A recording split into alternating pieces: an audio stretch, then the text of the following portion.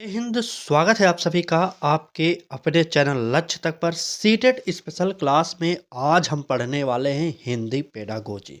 जी हाँ दोस्तों, हिंदी पेडागोजी के कुछ महत्वपूर्ण प्रश्नों की चर्चा आज की क्लास में किया जाएगा और साथ साथ में आपको ट्रिक भी बताया जाएगा किस प्रकार से आप हिंदी पेडागोजी के प्रश्नों को सॉल्व कर सकते हैं। तो चलिए क्लास को शुरू कर देते हैं और पूरी क्लास को ज़रूर देखिएगा, क्योंकि यह क्लास जो है हिंदी पेडागोजी का ब्रह्मास्त्र साबित होने वाली है। चलिए, फ्री प्रैक्टिस बैच है तो पहली क्लास का पहला प्रश्न देखेंगे आज के दिन का। चलिए, पहले प्रश्न में कहा जा रहा है कि भाषा अधिगम का प्रथम कौशल कौन सा है। देखिए, प्रश्न छोटा है ये मायने नहीं रखता, प्रश्न आपको आता है कि नहीं ये मायने रखता है। ठीक है, आज की इस प्रैक्टिस सेट का पूरा प्रश्न देखिए, उसके बाद आप एक अपने रफ पर लिखते चलिएगा कि कितने प्रश्न आपने सही किया। उसके बाद क्लास समाप्त होने के बाद कमेंट बॉक्स में ज़रूर कमेंट करके बताइएगा कि हाँ सर, मेरा इतना प्रश्न आज के दिन सही हुआ। वैसे तो प्रश्न का लेवल जो है बहुत हार्ड नहीं, मीडियम में है और सरल भी है। ठीक है, चलिए बताइए पहला प्रश्न का उत्तर। कह रहा है कि भाषा अधिगम का प्रथम कौशल कौन सा है। क्या लेखन है, वाचन है, श्रवण है या व्याकरण है। तो यहाँ पर आप सभी को सुनना चाहिए कि इसका उत्तर क्या होगा। तो एक कहावत कही जाती है कि शॉर्टकट है हमारा सुबो पाले। ठीक है, सुबोपाल क्या होगा, यही हमारे श्रवण कौशल के अंतर्गत कहा जाए, पठन कौशल के अंतर्गत कहा जाए, सारी के सारे अधिगम कौशल जो होते हैं इसी के अंतर्गत आ जाते हैं। ये एक ट्रिक है सुबोपाल। अब यहाँ पर ट्रिक कैसे यूज होता है ये देखिए। सु से हो जाएगा सुनना, बो से होगा बोलना, और प से होगा पढ़ना, और ली से होगा लिखना। ये ट्रिक है, याद करिए, क्योंकि जो कौशल है अधिगम कौशल, इसके अंतर्गत 4 ही कौशल आते हैं: सुनना, बोलना, पढ़ना, लिखना। ये क्रम है, एकदम सही क्रम। तो यहाँ पर पूछा जा रहा है कि प्रथम कौशल कौन सा है, तो सु से हो जाएगा सुनना, यानी कि श्रवण करना। यहाँ पर हमारा जो उत्तर होगा सी ऑप्शन सही हो जाएगा। ठीक, तो यहाँ पर इस क्रम को जरूर याद करिए, क्योंकि यह सुबोपाल आपके परीक्षा के लिए इंपॉर्टेंट है। हो सकता है प्रश्न पैटर्न बदल जाए, लेकिन आपको ये याद रहेगा तो आप बता देंगे। चलिए क्लास को आगे बढ़ाते हैं और अगला प्रश्न देखते हैं क्या कह रहा है। प्रश्न में कहा जा रहा है कि बच्चे भाषा सबसे अधिक प्रभावी रूप से कैसे सीखते हैं। ए ऑप्शन कह रहा है कि नियम याद कर, बी ऑप्शन अभ्यास और उपयोग से, सी ऑप्शन दंड द्वारा, और डी ऑप्शन केवल पाठ्य पुस्तक द्वारा। चलिए केवल पुस्तक पढ़कर याद करेंगे, बताइए। देखिए, यहाँ पर बात करें कि बच्चे भाषा सबसे अधिक प्रभावी रूप से कैसे सीखते हैं, तो यहाँ पर डी ऑप्शन देखिए क्या कहा था, केवल पुस्तक पढ़कर। क्या बच्चे भाषा प्रभावी रूप से तभी सीखेंगे जब बच्चे पुस्तक पढ़ेंगे? ऐसा बिल्कुल नहीं है। सी ऑप्शन कह रहा है दंड द्वारा, यह भी काट दीजिए। और ए ऑप्शन तो गलत ही है, क्योंकि यह कह रहा है नियम याद करके। तो यहाँ पर याद करना निगेटिव शब्द है, आपको मैंने बार बार बताया है। अब यहाँ पर उत्तर जो निकलेगा वह हो जाएगा क्या, बी ऑप्शन अभ्यास और उपयोग से। ठीक, अभ्यास और उपयोग से बच्चे भाषा सबसे अधिक प्रभावी रूप से कैसे सीखते हैं, तो आपको पता होना चाहिए अभ्यास एवं उपयोग से। बी ऑप्शन यहाँ पर हमारा सही हो जाएगा। चलिए आगे बढ़ते हैं और अगला प्रश्न देखते हैं क्या कह रहा है। अगले प्रश्न में कहा जा रहा है कि भाषा शिक्षण में सार्थक परिवेश का अर्थ है। सार्थक परिवेश का अर्थ क्या है ये आपको बताना है। ए ऑप्शन कह रहा है कि केवल नियम समझाना, बी ऑप्शन वास्तविक स्थितियों में भाषा का उपयोग, सी ऑप्शन कठिन शब्द देना, और डी ऑप्शन परीक्षा केंद्रित शिक्षण। चलिए बताइए यहाँ पर कौन सा उत्तर हमारा सही होगा, कमेंट बॉक्स में जल्दी से बताते रहिए आप लोग। चलिए, भाषा शिक्षण में सार्थक परिवेश की बात किया जा रहा है, तो देखिए परीक्षा केंद्रित शिक्षण की बात नहीं किया जाता, आपको यहाँ पर काट देना चाहिए। कठिन शब्द देना ये कभी भी सार्थक परिवेश का निर्माण नहीं करेगा, इसे भी काटिए। और ये ऑप्शन कर रहा है कि केवल नियम समझाना, नियम आप नहीं समझा सकते कहीं पर भी, इसको भी गलत कर दीजिए। ट्रिक है भाई साहब, थोड़ा दिन अगर आप हमारे साथ जुड़े होंगे तो अब आपको ट्रिक समझ में आने लगा होगा। ठीक है, अगर आप पहली बार आए हैं तो चैनल को सब्सक्राइब कर लीजिए, क्योंकि इस प्रकार की ट्रिक हर क्लास में आपको बताते हुए चलेंगे। अलग से कुछ ट्रिक नहीं होते, साथ में प्रश्न सॉल्व करिए और वहीं पर ट्रिक यूज करिए। ठीक है, तो यहाँ पर सार्थक परिवेश का अर्थ जो होगा वह होगा वास्तविक स्थितियों में भाषा का उपयोग। ठीक है, वास्तविक स्थितियों में भाषा का उपयोग, यही हमारा भाषा शिक्षण में सार्थक परिवेश का अर्थ हो जाएगा। तो बी ऑप्शन यहाँ पर सही करिए, बी ऑप्शन। ठीक, चलिए आगे बढ़ेंगे और अगला प्रश्न देखेंगे क्या कह रहा है कि प्रारंभिक कक्षाओं में लेखन कौशल विकसित करने की पहली अवस्था क्या है? ए ऑप्शन अनुच्छेद लेखन, बी ऑप्शन वर्ण आकृति पहचान, सी ऑप्शन व्याकरण अभ्यास और डी ऑप्शन औपचारिक पत्र लेखन। चलिए यहाँ पर बताइए कौन सा उत्तर हमारा सही होने वाला है। जल्दी से बताइएगा, प्रारंभिक कक्षाओं में लेखन कौशल विकसित करने की पहली अवस्था क्या है? तो देखिए औपचारिक पत्र लेखन ये तो हमारा लेखन कौशल का विकसित करने का नहीं होगा, आपको पता होगा क्योंकि यहाँ पर 6 to 8 हो गया या प्राइमरी स्तर 1 to 5 हो गया, ये इसमें जो है लेखन कौशल में औपचारिक पत्र लेखन की बात हम नहीं करते। ठीक है, और क्या करें व्याकरण अभ्यास, तो यहाँ पर व्याकरण अभ्यास से कोई मतलब नहीं होगा। और क्या करें अनुच्छेद लेखन, अनुच्छेद से मतलब नहीं, हमारा उत्तर जो होगा बी ऑप्शन सही होगा, वर्ण आकृति पहचान। ठीक है, तो यहाँ पर बी ऑप्शन सही करिएगा और यह क्लास पेपर 1 और पेपर 2 दोनों के लिए उपयोगी है क्योंकि सिलेबस दोनों का सेम है। आपको पता होना चाहिए अपना सिलेबस, एक बार चेक कर लीजिए सिलेबस सेम है तो क्लास भी सेम होगी। सिर्फ ईबीएस जो है, ईबीएस आपके 6 to 8 में नहीं चलती, कुछ पार्ट चलते हैं कुछ पार्ट नहीं चलते हैं, तो ईबीएस को हटा दीजिए। बाकी जो मैथ पेडागोजी हो गया, हिंदी पेडागोजी हो गया, सीडीपी पेडागोजी हो गया, ये सारे के सारे पेपर 1 और पेपर 2 दोनों के लिए हमारे चैनल पर क्लास एक साथ कराई जा रही है। ठीक है, चलिए आगे बढ़ते हैं, अगला प्रश्न देखते हैं क्या कह रहा है। अगले प्रश्न में कहा जा रहा है कि रचनात्मक लेखन का मुख्य उद्देश्य है। रचनात्मक लेखन का मुख्य उद्देश्य क्या है ये पूछा जा रहा है। ए ऑप्शन कह रहा है कि भाषा परीक्षा में अधिक अंक लाना, बी ऑप्शन भाषा का मौलिक व स्वतंत्र उपयोग, सी ऑप्शन कठिन शब्दों का प्रयोग कराना और डी ऑप्शन केवल व्याकरण सुधारना। चलिए जल्दी से बताइए कि रचनात्मक लेखन का मुख्य उद्देश्य क्या होगा। चलिए रचनात्मक लेखन, देखिए ए ऑप्शन कर रहा है कि अधिक अंक लाना, ये कट जाएगा, अंक की बात नहीं करेंगे आप सीटेट की परीक्षा में, कभी भी अधिक अंक लाने की बात नहीं करेंगे आप, इतना जानते रहिएगा। ठीक, और देखिए यहाँ पर डी ऑप्शन करा है कि केवल व्याकरण सुधारना, केवल लगते ही ऑप्शन निगेटिव हो जाएगा और व्याकरण की बात नहीं किया जाएगा, आपको पता होना चाहिए क्योंकि यहाँ पर रचनात्मक लेखन की बात कर रहा है, तो रचनात्मक लेखन में कभी भी व्याकरण का उपयोग नहीं करेंगे आप, इतना जानते रहिएगा। ठीक, अब बचा बी और सी, इसमें से कौन सा उत्तर होता है जल्दी से आप बताइए। चलिए 5 सेकंड का टाइम लीजिए और उत्तर कमेंट बॉक्स में करिए। चलिए देखिए सी ऑप्शन कह रहा है कि कठिन शब्दों का प्रयोग, कठिन शब्दों का प्रयोग भी आप नहीं करेंगे रचनात्मक लेखन में। ठीक है, तो रचनात्मक लेखन में इसका भी उपयोग नहीं होगा, तो इस प्रकार से हमारा उत्तर जो निकलेगा इसमें भाषा का मौलिक व स्वतंत्र उपयोग हो जाएगा, बी ऑप्शन सबसे बेस्ट हो जाएगा। ठीक, चलिए यहाँ पर क्लास को आगे बढ़ाएंगे, अगला प्रश्न देखेंगे। ये प्रश्न समावेशी शिक्षा से कर सकते हैं। देखिए प्रश्न में पूछा क्या जा रहा है, कह रहा है कि समावेशी कक्षा में भाषा शिक्षण का सर्वोत्तम तरीका है, क्या तरीका है? ए ऑप्शन कह रहा है कि सबको एक जैसे कार्य देना, बी ऑप्शन कह रहा है कि भिन्न भिन्न सीखने की गति को स्वीकारना, सी ऑप्शन तेज छात्रों पर ध्यान और डी ऑप्शन कमजोर छात्रों पर अधिक दंड। प्रश्न संख्या 6 है और उत्तर कमेंट बॉक्स में जल्दी से बताइए आप। चलिए चलिए कमेंट करिए क्या उत्तर होने वाला है हमारा समावेशी कक्षा में भाषा शिक्षण का सर्वोत्तम तरीका। देखिए कमजोर छात्रों पर अधिक दंड की बात करा, डी ऑप्शन देख रहे हैं, दंड देना कहीं पर भी सही नहीं होगा, सीटेट में काट दीजिए तुरंत, इसमें कुछ लॉजिक मत लगाइए। ठीक है, और क्या करा है सी ऑप्शन करा है कि तेज छात्रों पर ध्यान, क्या अगर सिर्फ तेज छात्रों पर ध्यान देंगे आप तो जो कमजोर बच्चे हैं पढ़ने में उनका क्या होगा, तो सी ऑप्शन को भी नेगेटिव मानकर काट दीजिए। और क्या कह रहा है सबको एक जैसा कार्य देना और भिन्न भिन्न सीखने की गति को स्वीकारना। अब आपको बताना है कि ए और बी में उत्तर कौन सा सही होगा। चलिए जल्दी बताइए ए और बी में कौन सा उत्तर सही होने वाला है। चलिए समावेशी कक्षा में भाषा शिक्षण का सर्वोत्तम तरीका, बिल्कुल सही। देखिए, सबको एक जैसा कार्य आप समावेशी कक्षा में नहीं दे सकते। क्यों? क्योंकि समावेशी कक्षा में कई प्रकार के बालक होंगे। कोई पढ़ने में तेज होगा, कोई पढ़ने में धीमा, तो कोई मंद बुद्धि का होगा। तो इस प्रकार से अगर सभी को एक प्रकार से कार्य देंगे, तो वहाँ पर दिक्कत हो जाएगी।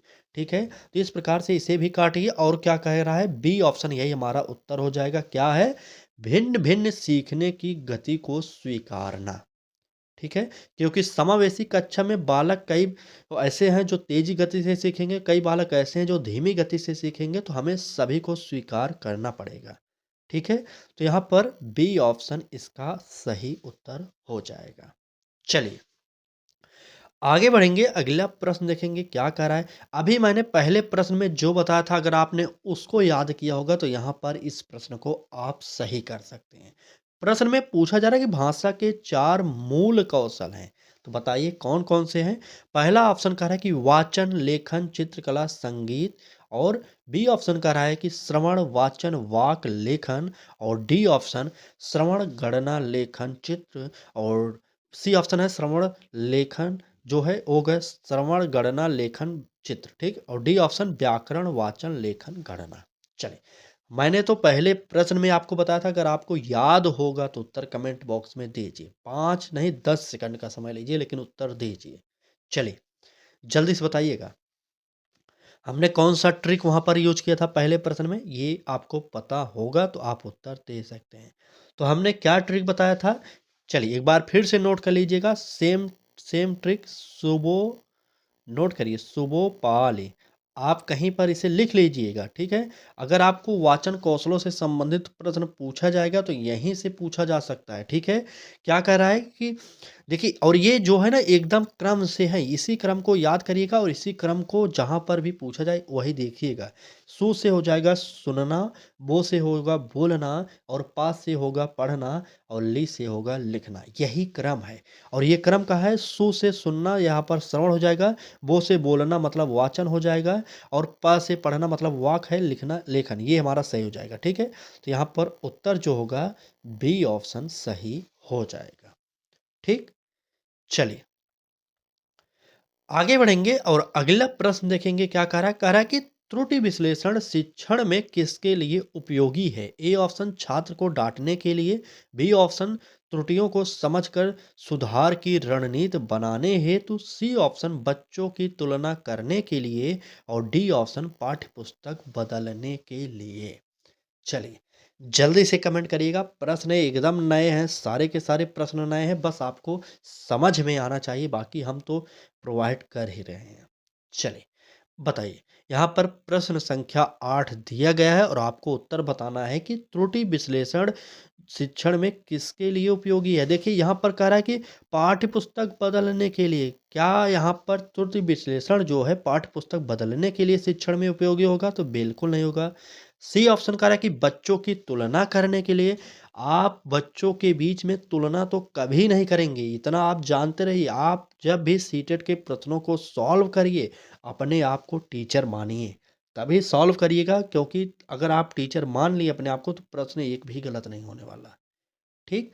तो यहाँ पर बच्चों में तुलना कभी भी, आप अगर एक शिक्षक हैं, आप भी जान जाइए कि शिक्षक होने के नाते आपको कभी भी क्लास में तुलना नहीं करनी चाहिए बच्चों के बीच में। ठीक है? यहाँ पर इसे काटिए, और ए ऑप्शन कह रहा है कि छात्र को डाँटने के लिए, डाँट तो कभी नहीं सकते, आप इसे भी काटिए। हमारा उत्तर जो होगा बी ऑप्शन क्या होगा? त्रुटियों को समझकर सुधार की रणनीति बनाने हेतु। ठीक? तो यहाँ पर बी ऑप्शन हमारा सही होगा, और आगे बढ़ेंगे, अगला प्रश्न देखेंगे क्या कह रहा है। चलिए, प्रश्न में कहा जा रहा है कि भाषा कक्षा में भूमिका अभिनय का उद्देश्य है। क्या उद्देश्य है? ए ऑप्शन कह रहा है कि अनुशासन सिखाना, बी ऑप्शन मौखिक भाषा का विकास, सी ऑप्शन केवल मनोरंजन, और डी ऑप्शन समय व्यतीत करना। चलिए, बताइए, भाषा कक्षा में भूमिका अनुभव का अभिनय का उद्देश्य क्या है बताइए? जल्दी से कमेंट करिए। प्रश्न संख्या 9 है। तो देखिए, समय व्यतीत करना किसी का भी उद्देश्य नहीं होगा आपके पाठ्यक्रम में, ये आप जानते रहिएगा।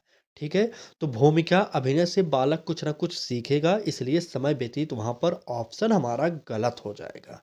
ठीक? अब सी ऑप्शन देखिए केवल मनोरंजन के लिए। भाई साहब मनोरंजन के लिए तो हो सकता है, लेकिन यहाँ पर सिर्फ मनोरंजन की बात करा तो ऐसा भी नहीं, क्योंकि बालक वहाँ पर सीखेगा भी। और ए ऑप्शन करा कि अनुशासन सिखाना। आप बालक को अनुशासन अभिनय के माध्यम से नहीं सिखाएंगे, ये आप जानते रहिएगा। हमारा उत्तर जो होगा बी ऑप्शन सही हो जाएगा। ठीक। कक्षा में भूमिका अभिनय का उद्देश्य जो होता है मौखिक भाषा का विकास के लिए होता है। ठीक है, तो यहाँ पर हमारा उत्तर जो होगा बी ऑप्शन सही हो जाएगा। अगर क्लास अच्छी लग रही हो तो लाइक जरूर करिएगा, और चैनल पर पहली बार आए हो तो सब्सक्राइब करके बेल आइकन को ऑन करिए और डेली क्लासेज को देखिए, तभी आप सीटेट पास हो सकते हैं। नहीं तो सीटेट की परीक्षा इतनी हल्के में जो लोग ले रहे हैं ना, उनको तो जब परीक्षा होगी तब पता चलेगा। ठीक है, फिलहाल आप जुड़े हैं हमारे साथ तो पढ़ाई डेली करिए, हम आपको बता रहे हैं, क्योंकि हमने भी सीटेट दिया, हमने भी पहली बार में क्रैक किया था, लेकिन ऐसे नहीं, मेहनत करना पड़ता है। ठीक, चलिए बात करेंगे अगले प्रश्न की। तो कह रहा है कि सहज अधिगम का उदाहरण है। क्या उदाहरण है? ए ऑप्शन कह रहा है कि भाषा नियम रटाना, बी ऑप्शन कह रहा है कि सहपाठियों से बातचीत करना, और सी ऑप्शन कठिन प्रश्न पत्र देना, और डी ऑप्शन लंबे गृह कार्य देना। चलिए, सहज अधिगम का उदाहरण कौन सा होने वाला है, बताइए। तो देखिए नियम रटाना, ये देखिए बार बार एक ही शब्द का उपयोग किया जा रहा है, कई प्रश्नों में किया जा रहा है, देख रहे हैं। तो यहाँ पर इसे काट सकते हैं आप। कठिन प्रश्न पत्र देना, कठिन प्रश्न पत्र आप छोटे बच्चों को नहीं देंगे, लंबे गृह कार्य भी नहीं देंगे, कट गया। सिंपल सा लॉजिक था, यूज किए होते आप भी उत्तर दे सकते थे। तो चलिए बात करेंगे सहज अधिगम का। तो यहाँ पर सहपाठियों से बातचीत करना, यही हमारा उत्तर बी ऑप्शन सही हो जाएगा। ठीक, चलें आगे। चलिए आगे बढ़ेंगे और अगला प्रश्न देखेंगे क्या कह रहा है। अगले प्रश्न में कहा जा रहा है कि भाषा शिक्षण में चित्र सामग्री उपयोगी होती है, क्योंकि क्यों होगी? समय बचाती है, अर्थ स्पष्ट करती है, या परीक्षा में पूछी जाती है, या शिक्षक को कम बोलना पड़ता है। चलिए बताइए कौन सा उत्तर होगा। भाषा शिक्षण में चित्र सामग्री उपयोगी होती है, क्योंकि क्यों होगी ये आपको बताना है। चलिए प्रश्न संख्या 11 देखिए, शिक्षक को कम बोलना पड़ता है। डी ऑप्शन देख रहे हैं, शिक्षक को कम बोलना पड़ रहा है, इसको काटिए, ये नहीं होगा हमारा। परीक्षा में पूछी जाती है, इसे भी काटिए, गलत है बी सी ऑप्शन हमारा।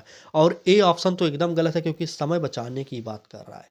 तो ए सी डी जो है हमारा ऑप्शन नेगेटिव है, और जो हमारा पॉजिटिव उत्तर होगा वह होगा बी ऑप्शन। यहाँ पर अर्थ स्पष्ट करती है। भाषा शिक्षण में चित्र सामग्री अर्थ स्पष्ट करती है, इसलिए उपयोगी होती है। ठीक है, तो यहाँ पर हमारा उत्तर बी ऑप्शन सही हो जाएगा। यकीन करिए अगर आप हमारे साथ जुड़े तो हिंदी के 15 के 15 नंबर आप पेडागोजी में सही करके आएंगे परीक्षा में, क्योंकि हम ट्रिक बताते हुए चल रहे हैं, साथ में नए नए प्रश्नों को आपको दिखा भी रहे हैं। जब तक आपकी परीक्षा होगी तो हम कई हजार प्रश्नों की डिस्कस करेंगे सीटेट के पेपर की, चाहे हिंदी के हो, चाहे सीडीपी के हो, चाहे ईबीएस के हो, चाहे एसएसटी के हो, चाहे मैथ पेडागोजी के हो। तो सभी को मिलाकर हम लगभग 4 से 5,000 प्रश्न डिस्कस कर देंगे तब तक। तो चाहिए आपको कि तैयारी करिए, अच्छे से करिए। पढ़ाई करनी है तो अच्छे से, नहीं तो मत करिए। वैसे भी आपको पता होगा अगर आप सीटेट के एक फार्म को डाले होंगे तो 1,000 रुपये एक बार में दिए होंगे।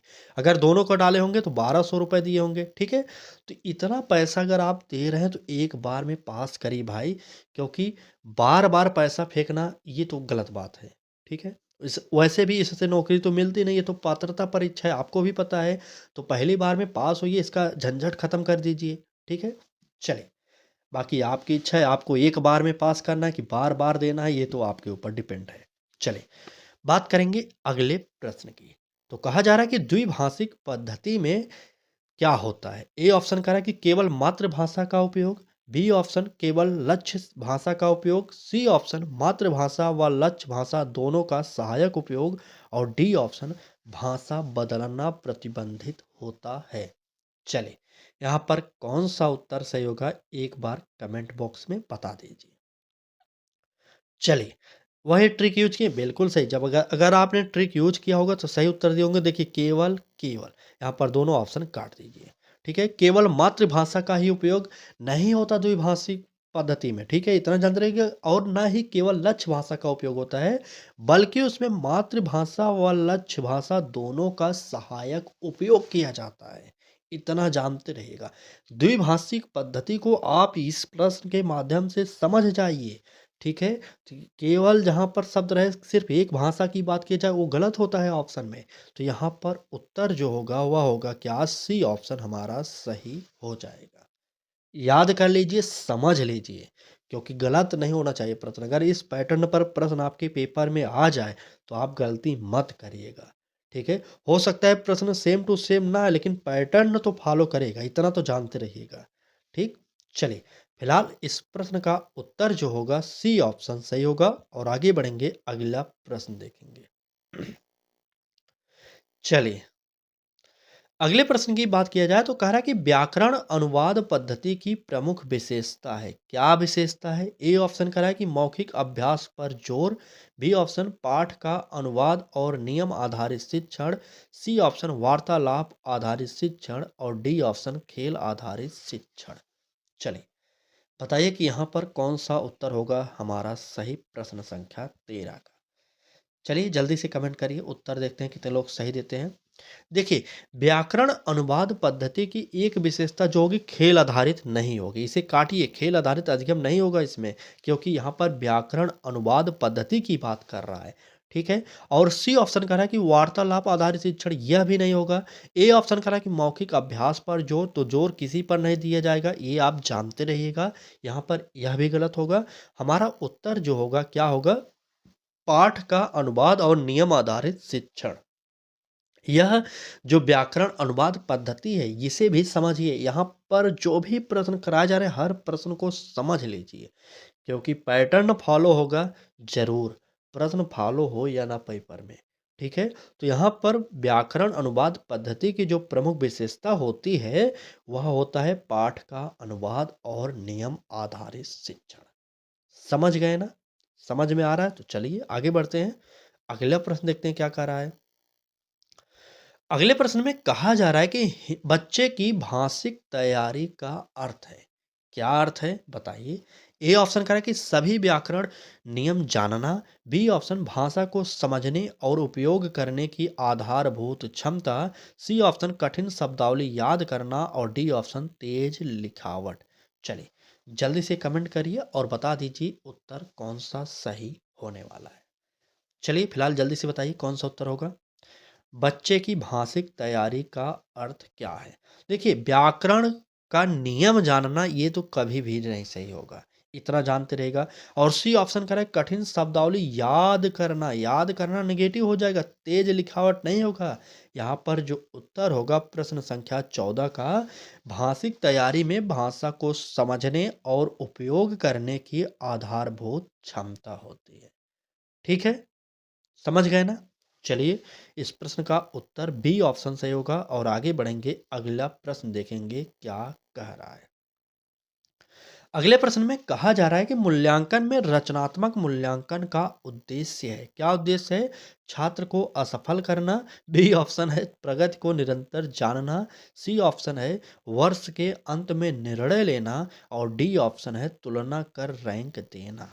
चलिए, मूल्यांकन में भी रचनात्मक मूल्यांकन की बात कर रहा है। तो देखिए यहाँ पर उत्तर साफ दिख रहा होगा, लॉजिक लगाइए, थोड़ा सा यहाँ पर लगाना पड़ेगा लॉजिक। कैसे? देखिए यहाँ पर डी ऑप्शन क्या कह रहा है? कह रहा है कि तुलना कर रैंक देना। हमने आपसे पहले ही बताया कि छात्रों के बीच में ना तो तुलना किया जाएगा और ना ही रैंक दिया जाएगा और ना ही अच्छे अंक की बात किया जाएगा। इस प्रकार के अगर ऑप्शन आपको मिलते हैं तो वहाँ पर वो गलत होंगे, तो इसे काटिए। अब सी ऑप्शन कह रहा है कि वर्ष के अंत में निर्णय लेना, जो वर्ष के अंत में निर्णय लेने की बात कर रहा है, ऐसा रचनात्मक मूल्यांकन में नहीं किया जाता। मूल्यांकन पढ़ाई के साथ साथ होना चाहिए, ठीक है, सतत और व्यापक होना चाहिए, यह जानते रहिएगा। इसलिए यहाँ पर सी ऑप्शन भी कट जाएगा।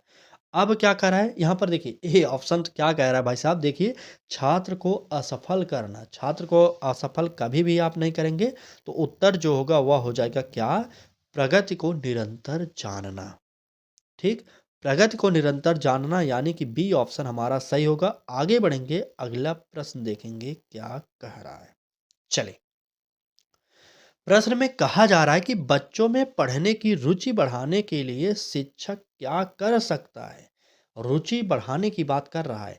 ए ऑप्शन कर रहा है कि केवल कठिन पाठ पढ़ाना। बी ऑप्शन कर रहा है पठन को दंड बनाना। सी ऑप्शन रोचक व आयु उपयुक्त पुस्तकों की उपलब्धता। और सी हो गया ये डी ऑप्शन कर रहा है कि परीक्षा केंद्रित प्रश्न देना। चलिए, प्रश्न संख्या 16 का उत्तर जल्दी से कमेंट बॉक्स में बताइए आप लोग। चलिए, देखिए यहाँ पर ए ऑप्शन का रहा है क्या, केवल कठिन पाठ पढ़ाना। भाई साहब, अगर आप कठिन पाठ ही पढ़ाते रहेंगे तो बालकों के अंदर रुचि कैसे जागृत होगी, वो तो वैसे ही जागृत नहीं होगी, तो इसलिए ये ऑप्शन हमारा कट जाएगा। अब बी ऑप्शन का है कि पठन को दंड बनाना। अगर आप पढ़ाई को ही दंडित कर देंगे, पढ़ाई पर ही दंड आधारित करेंगे तो आप कैसे बालक पढ़ेगा भाई साहब, यह भी हमारा गलत हो जाएगा। और यहाँ पर डी ऑप्शन करा कि परीक्षा केंद्रित प्रश्न देना। तो परीक्षा केंद्रित प्रश्न देने का कहीं पर भी रुचि नहीं बढ़ेगा। यहाँ पर उत्तर जो होगा क्या होगा, रोचक व आयु उपयुक्त पुस्तकों की उपलब्धता। ठीक है, जो पाठ्य पुस्तक प्रोवाइड की जाए वह बालक के आयु के स्तर के समान होनी चाहिए। ठीक है, ऐसा नहीं कि बालक 5 वर्ष का है और कक्षा 10 की उसे पुस्तकें प्रोवाइड की जा रही हैं, ऐसा भी नहीं होनी चाहिए। और आयु के समान पुस्तकें होनी चाहिए, साथ में रोचक भी होनी चाहिए, कहानियों पर आधारित होनी चाहिए, चित्रों पर आधारित होनी चाहिए, तब बालक को पढ़ने में रुचि जागृत हो सकती है। ठीक, तो यहाँ पर इस प्रश्न का जो उत्तर होगा सी ऑप्शन हमारा सही हो जाएगा। चलिए, आगे बढ़ेंगे और अगला प्रश्न देखेंगे। तो कह रहा है कि भाषा शिक्षण में कहानी सुनाना उपयोगी है, क्योंकि क्यों उपयोगी है। ए ऑप्शन कह रहा है कि समय भर जाता है। बी ऑप्शन कल्पना शक्ति और शब्दावली बढ़ती है। सी ऑप्शन कह रहा है पुस्तकें कम लगती हैं। और डी ऑप्शन कम सोचने की जरूरत होती है। चलिए, प्रश्न संख्या 17 है और उत्तर जल्दी से कमेंट बॉक्स में बताइए। चलिए, देखिए क्या पूछा गया था, भाषा शिक्षण में कहानी सुनाना उपयोगी है। तो देखिए, कम सोचने की जरूरत होती है, ये तो ऑप्शन गलत होगा, क्योंकि कहानी सुनाने उपयोगी अगर बात की जाए तो ये तो गलत है। और सी ऑप्शन करें पुस्तकें कम लगती हैं, ये भी हमारा गलत होगा। और ये ऑप्शन समय भर जाता है, यह भी हमारा ऑप्शन निगेटिव है। ठीक, अब जो हमारा उत्तर निकला क्या निकला, कल्पना शक्ति और शब्दावली बढ़ती है। बिल्कुल सही, अगर आप भाषा शिक्षण में कहानी सुनाते हैं तो बालक कल्पना शक्ति बढ़ जाती है बालक की, कैसे बालक सोचता है, विचार करता है। तो ठीक है, इस प्रकार के प्रश्नों में अगर आप उलझ गए तो दिक्कत हो जाएगी, समझते हुए चलिएगा, अभी भी समय है आपके पास। चलिए, बी ऑप्शन नोट करिए और आगे बढ़ते हैं, अगला प्रश्न देखते हैं क्या कह रहा है। चलिए, प्रश्न से पहले एक निवेदन आपसे करेंगे कि क्लास को लाइक करिए, अधिक से अधिक लाइक करिए, क्योंकि आपके लिए फ्री शिक्षा प्रोवाइड की जा रही है। तो आपका भी थोड़ा सा दायित्व तो बनता है कि आप थोड़ा सा अपने मित्रों तक इस क्लास को शेयर भी करिए। ठीक, और जो लोग हमसे जुड़े हैं उनसे हाथ जोड़ के विनम्र निवेदन करेंगे, अगर आप हमारे साथ जुड़े हैं तो पढ़ाई करिए, डेली पढ़ाई करिए, एक दिन भी मिस मत करिए। नहीं तो जिस दिन परीक्षा आ जाएगी उस दिन ना तो हम कुछ कर सकते हैं, ना ही आप कुछ कर सकते हैं। ठीक, ना तो हम पढ़ा सकते हैं उस दिन, ना ही आप पढ़ भी सकते हैं। तो अभी समय है, डेली पढ़ते रहिए भाई साहब, बहुत ज़्यादा पढ़ने की आवश्यकता नहीं, कम पढ़िए, ठोस पढ़िए, हमारा तो यही सिद्धांत है। ठीक, चलिए फिलहाल क्लास को आगे बढ़ाते हैं और अगला प्रश्न देखते हैं क्या कह रहा है। चलिए, प्रश्न में कहा जा रहा है कि शब्दावली विकास के लिए सर्वोत्तम तरीका क्या है। ए ऑप्शन शब्दकोश रटवाना, काटिए तुरंत, रटवाना काट दीजिए अब। बी ऑप्शन कह रहा है संदर्भ में शब्दों का प्रयोग कराना, ये तो सही हो सकता है। और सी ऑप्शन कठिन शब्द लिखवाना, काटिए फटाक से, केवल अनुवाद करना, काट दीजिए। तो यहाँ पर ये 18वां प्रश्न है। 1 से लेकर 17 प्रश्न तक आपने हमारे साथ क्लास को देखा। अगर आप समझ गए होंगे तो इस प्रकार से अब आप भी आंसर को निकाल सकते हैं, गलत उत्तर को काट सकते हैं। ठीक, तो उत्तर साफ दिख गया ना, बी ऑप्शन सही करिए, तुरंत आगे बढ़िए, क्योंकि अब तो आप समझ ही गए होंगे। चलिए, आगे बढ़ेंगे, अगला प्रश्न देखेंगे। तो कह रहा है कि प्रारंभिक भाषा शिक्षण में बड़े अक्षर का उद्देश्य है, क्या है बताइए। ए ऑप्शन करें कक्षा सजाना, क्या बड़े अक्षरों से कक्षा सजाया जाता है? बताइए। बी ऑप्शन करें कि बच्चों को शब्द आकृतियों से परिचित कराना। सी ऑप्शन सिर्फ दीवार भरना। डी ऑप्शन परीक्षा की तैयारी। बताइए क्या होगा उत्तर। चलिए कमेंट बॉक्स में कमेंट करिए कि इस प्रश्न का उत्तर क्या होने वाला है। जल्दी बताइएगा। देखिए सिर्फ परीक्षा की तैयारी ये तो बड़े अक्षरों का उद्देश्य नहीं होगा, और दीवारों पर भरना, दीवारों को भरना यह भी उद्देश्य नहीं होगा, ये जानते रहिएगा। और कक्षा सजाने की बात तो होगा नहीं। तो उत्तर साफ दिख रहा है, बी ऑप्शन को टिक करिए, क्योंकि बड़े अक्षरों का जो उद्देश्य होता है बच्चों को शब्द आकृतियों से परिचित कराना होता है। ठीक, तो यहाँ पर उत्तर बी ऑप्शन हमारा सही हो जाएगा। चलिए अगला प्रश्न देखेंगे क्या कह रहा है। अगले प्रश्न में कहा जा रहा है कि भाषा कक्षा में खेल आधारित अधिगम क्या क्या है, कैसा है, बताइए। ए ऑप्शन कह रहा है कि अनुपयोगी होता है। बी ऑप्शन केवल छोटे बच्चों के लिए। सी ऑप्शन सीखने को आनंदमय व सक्रिय बनाता है। और डी ऑप्शन समय की बर्बादी है। चलिए प्रश्न संख्या 20 का उत्तर जल्दी से कमेंट बॉक्स में बता दीजिए आप लोग। चलिए बताइए भाषा कक्षा में खेल आधारित अधिगम क्या है। चलिए जल्दी जल्दी देखिए, अनुपयोगी कभी भी नहीं होता, क्योंकि खेल आधारित जो अधिगम होता है बालक के लिए बहुत ही लाभकारी होता है, बालक वहां पर बहुत चीजें सीखता है। तो अनुपयोगी तो कहेंगे नहीं, काटिए। केवल छोटे बच्चों की बात किया जाए तो इसके भी लिए नहीं होता। समय की बर्बादी तो कदापि भी नहीं होता। यहाँ पर हमारा जो उत्तर होगा, सीखने को आनंदमय व सक्रिय बनाता है। तो यहाँ पर सी ऑप्शन इस प्रश्न का उत्तर सही हो जाएगा। चलिए आगे बढ़ेंगे और अगला प्रश्न देखेंगे क्या कह रहा है। अगले प्रश्न में कहा जा रहा है कि बोलने के कौशल के आकलन में शिक्षक को किस पर ध्यान देना चाहिए। ए ऑप्शन कह रहा है केवल उच्चारण पर। बी ऑप्शन अर्थ प्रवाह उपयुक्तता पर। सी ऑप्शन कह रहा है लंबा बोलना। डी ऑप्शन कठिन शब्दावली। चलिए बताइए कौन सा उत्तर सही होगा यहाँ पर। चलिए देखिए केवल उच्चारण नहीं होगा, केवल उच्चारण अगर आप ये ऑप्शन दे रहे हैं तो गलत होगा। लंबा बोलने का कोई मतलब नहीं, कठिन शब्दावली का प्रयोग ये भी नहीं होगा। हमारा जो उत्तर होगा यहाँ पर अर्थ प्रवाह उपयुक्तता, यानी कि बी ऑप्शन इस प्रश्न का सही आंसर हो जाएगा। ठीक, चलिए यहाँ पर बी ऑप्शन नोट करिएगा और आगे बढ़िए। अगला प्रश्न बताइए क्या है यह। चलिए कह रहा है कि पीयर लर्निंग का सही लाभ है। ये शब्द ही अपने आप में बहुत टफ है, पीयर लर्निंग। ए ऑप्शन कह रहा है कि छात्र एक दूसरे की जगह होमवर्क करें। बी ऑप्शन कह रहा है कि सामाजिक सहभागिता व सहकारी अधिगम। सी ऑप्शन कह रहा है कि शिक्षक नहीं पढ़ाते। और डी ऑप्शन परीक्षा आसान हो जाती है। चलिए परीक्षा आसान हो जाती है, क्या उत्तर होगा बताइए। कमेंट करिए। इस प्रश्न का 10 सेकंड का टाइम लीजिए और कमेंट बॉक्स में उत्तर जल्दी से करिए। चलिए पीयर लर्निंग की बात कर रहा है आपसे, पीयर लर्निंग। चलिए बताइए। देखिए यहाँ पर डी ऑप्शन क्या कह रहा है। डी ऑप्शन कह रहा है कि परीक्षा आसान हो जाती है, तो बिल्कुल नहीं, यह गलत है। शिक्षक नहीं पढ़ाते। भाई साहब शिक्षक रखे क्यों गए क्लास स्कूल में, पढ़ाने के लिए ना, तो काटिए। अब क्या कह रहा है, छात्र एक दूसरे की जगह होमवर्क करे, ऐसा भी पीयर लर्निंग नहीं कहता। हमारा जो उत्तर होगा क्या होगा, सामाजिक सहभागिता और सहकारी अधिगम, यह हमारा पीयर लर्निंग का सही लाभ होता है। ठीक, तो यहाँ पर इस प्रश्न का जो उत्तर होगा बी ऑप्शन हमारा सही होगा। और आगे बढ़ेंगे अगला प्रश्न देखेंगे। चलिए यहाँ पर आज की क्लास में बस इतने ही प्रश्न थे। बाकी कमेंट बॉक्स में आपको एक बात जरूर बतानी है कि आपने जितने भी प्रश्न आज की क्लास में देखे हैं, आपने उसमें से कितने प्रश्नों का सही उत्तर दिया था सबसे पहले, ये कमेंट बॉक्स में जरूर बताना है। ठीक है, साथ साथ में अगर आपने हमारी पिछले क्लासेज को नहीं देखा तो वहाँ पर बहुत सारी महत्वपूर्ण क्लासेज हैं। पिछले क्लासेज चैनल के प्लेलिस्ट पर जाइए, वहाँ पर सीटेट फ्री प्रैक्टिस बैच के नाम से एक प्लेलिस्ट बनी हुई है। वहाँ पर हमने NEP 2020, NCF, पियाजे, वाइगोस की और कोहलबर्ग, इन सभी की क्लासेज प्रोवाइड कर दी हैं। और साथ में बहुत सारी महत्वपूर्ण क्लासेज आने वाले हैं। अगर अगर आप अभी से भी जुड़ना चाह रहे हैं तो जुड़ जाइए, क्योंकि अब भी समय है। ठीक, चलिए फिलहाल क्लास अच्छी लगी तो लाइक ज़रूर करिएगा, चैनल को सब्सक्राइब करके बेल आइकन को भी ऑन करिए, हमारे साथ जुड़िए और सीटेट में इस बार 100 प्लस स्कोर 100% श्योरिटी के साथ प्राप्त करिए।